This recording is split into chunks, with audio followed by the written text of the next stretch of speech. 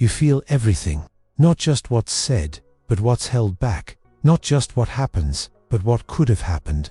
You notice the tension in someone's voice before they even admit they're upset. You carry emotions that aren't yours. You cry for people who never gave you their tears. You love with the kind of depth that drowns people who only know how to swim in the shallow. And yet somehow, you still feel like it's not enough, that you're not enough. This is the paradox of the woman who feels deeply. She is both the fire and the ash, both the healer and the one bleeding, both the soul everyone turns to and the one who silently breaks when no one turns to her. Carl Jung once said, "A man who has not passed through the inferno of his passions has never overcome them." But no one prepared you for what it means to carry that fire openly as a woman, as someone who is constantly told to be softer, quieter, simpler from a young age. You were taught to apologize for your sensitivity, to tone it down, to not be so reactive, to be less emotional, so you learn to hide your truth behind politeness, to cry quietly, to love cautiously, to ache invisibly, and yet the ache never really left, because when you feel everything you also feel the absence, the disappointment, the subtle rejections that others don't notice but you carry like a second skin. You were told you were too intense, but what they really meant was, you made them uncomfortable because you saw too much, because you needed more, because you loved in ways that demanded presence, and most people were never taught how to hold something so alive. So you became the woman who reads between the lines, who senses the storm before it arrives, who carries the pain of others because you're strong enough, but also because no one ever stopped to ask if you were tired. And you are tired of pretending that silence means peace, tired of feeling like your needs are too much, tired of being told you're overwhelming when all you've ever done is love deeply. There's a wound that forms when you're made to feel like your depth is a problem. It's not just rejection, it's distortion. You start to believe that love means shrinking, that connection means hiding, that being accepted means being less. But Jung's work teaches us something powerful, that what we repress doesn't disappear, it becomes shadow, and the shadow doesn't stay quiet.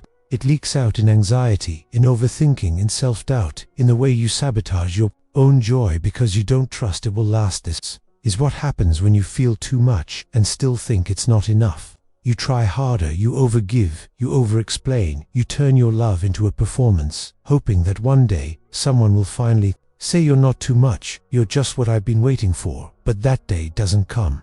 Not because you're unlovable, but because you're trying to be loved by people who cannot meet you in your depth. You are trying to be understood by those who have never met their own soul, and so they call you dramatic, they call you sensitive, they call you needy, when all you are is human. This is where the real healing begins, when you stop seeing your sensitivity as a flaw and start seeing it as a form of wisdom, when you realize that feeling deeply is not the problem, it's the environments that told you to bury it. The relationships that only knew how to love the surface, the moments that made you question your intuition because they were not ready for the mirror you held up. You've spent so much of your life adapting, being easier to love, more agreeable, less expressive, less needy, less real, and now you don't know who you are underneath all that. Less you want to be loved, but you also want to feel safe being fully seen. You want to be held, but not at the cost of your emotional truth.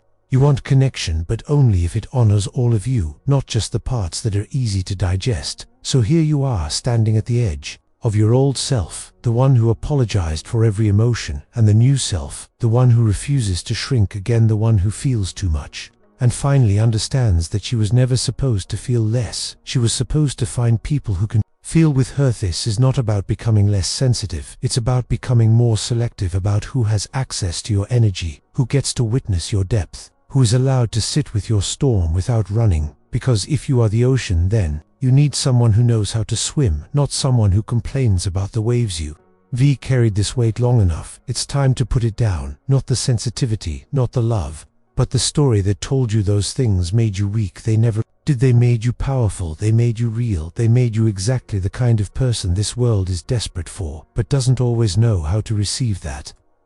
Not your burden, that's your brilliance, and the more you embrace it, the more you'll see you were never too much. There was simply not enough to hold you.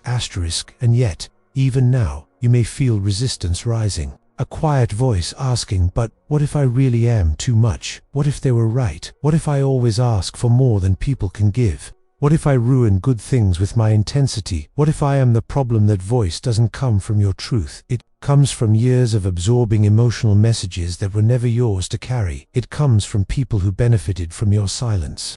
From partners who only loved the easy parts of you. From friends who leaned on your empathy but disappeared when you needed theirs. From a world that teaches women to be small and polite, even when their hearts are oceans. And the more you internalize those messages, the more you build a cage inside your own body, a place where every feeling has to be filtered, every instinct has to be second-guessed, every truth has to be watered down. So what happens? You become careful, you walk on emotional eggshells, you try to control how you're perceived. You turn your inner world into a script that's easy for others to read, but while they get comfort, you lose yourself. And here is the deepest wound. You start to believe that if no one else can handle you, you must not be worth handling. But that's the illusion. You are not too much. You are simply in the wrong room, because the right people don't shrink in the presence of your emotions. They don't flinch at your depth. They lean in, they welcome it, because they too have done the work to hold space, to listen without fixing, to love without fear. Your intensity is not your burden, it's your filter. It weeds out what's not real. It protects you from shallow love. It tells you who's capable of meeting you where you are, not who's just pretending. So instead of asking, how can I be less, ask who is willing to love me as I am. In that question, that shift is the moment everything begins to change. Because when you stop chasing people who are allergic to truth, you start attracting those who are starving for it. And that is when the woman who always felt too much finally becomes the woman who knows she is just enough. If you've ever felt like your emotions are too much and your efforts still not enough, the Jung Method can help you understand why. It's not your fault. It's a pattern, and it can be transformed. The link is pinned in the first comment.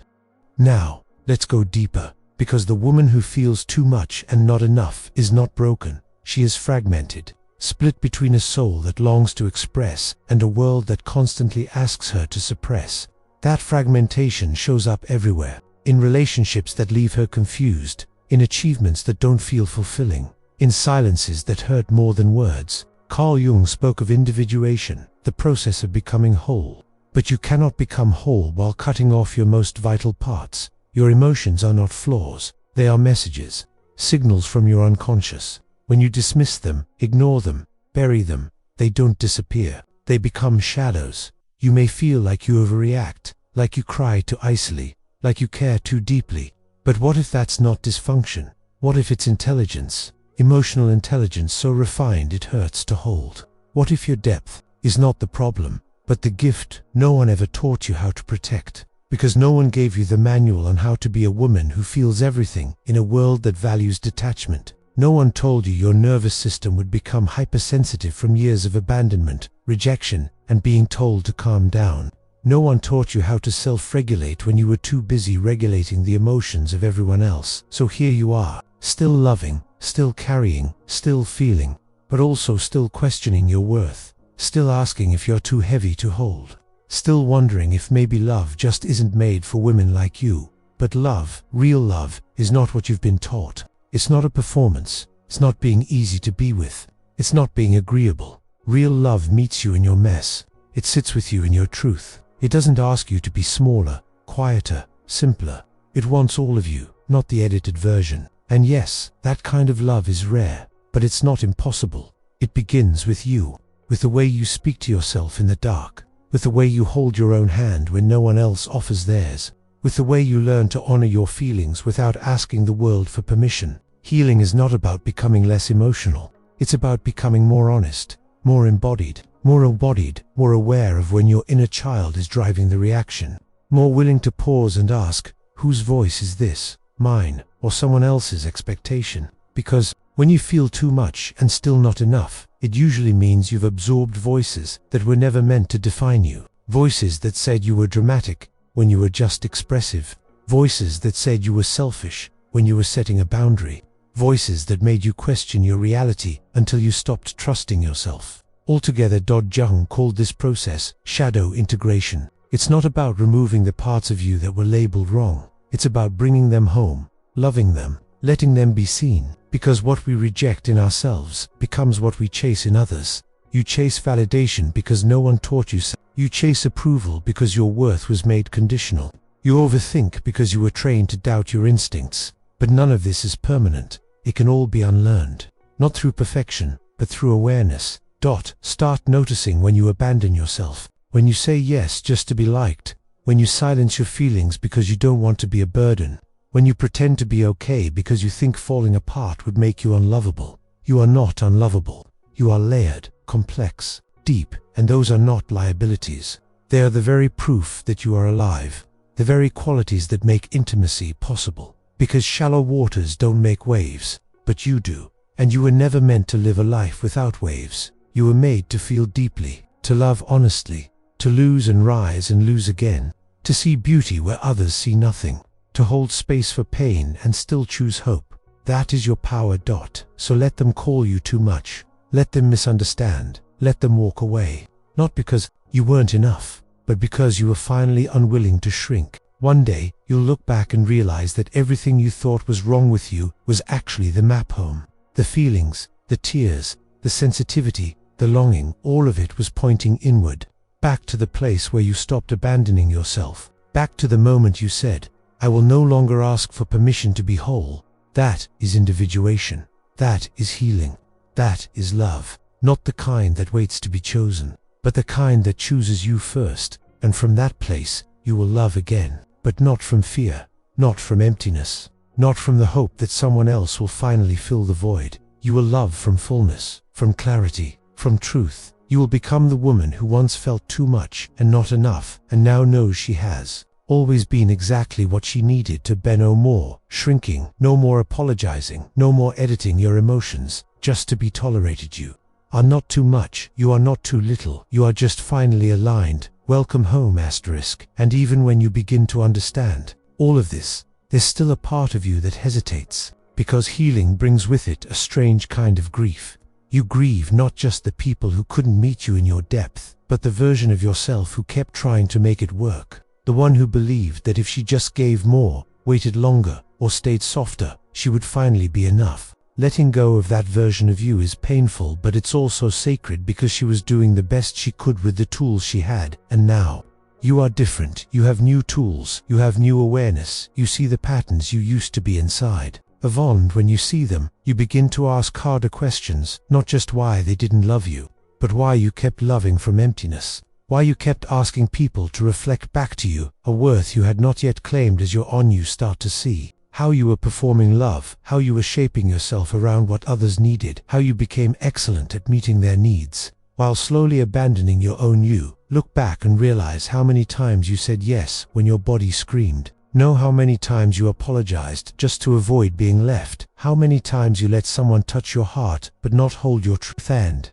none of it makes you weak. It makes you real, because being too much was never your flaw. It was your compass. It was your emotional clarity. It was your nervous system telling you the truth long before your mind could catch up. You felt too much because you were present. You felt not enough because you gave without being received, and that combination, presence without reciprocity, creates the exact fracture Jung described it. Splits the self. It forces you to live in a divided identity. One side craving to be seen, the other learning how to disappear to survive. But now you are aware, and awareness changes everything, because once you see the cage, you stop calling it home. You begin to reclaim your fire, not to burn anything down, but to warm the parts of you that grew cold from neglect, to reignite the voice that was once silenced, to love the parts of you that were once traded for acceptance. You stop asking, what do I need to do to be loved? And start asking, what do I need to stop doing to stop betraying myself? That is the moment you become sovereign, no longer defined by how others receive.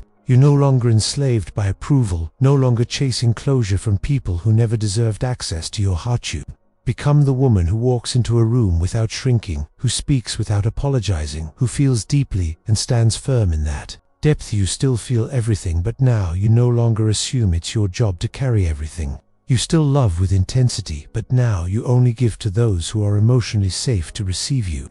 Become your own reference point. You stop asking others to confirm what you already know. You were never too much. You were never not enough. You were simply surrounded by people who had not yet learned how to hold someone like you. And now, you no longer place your worth in their hands. You place it back where it belongs, in you. And for the first time in a long time, that finally feels like enough.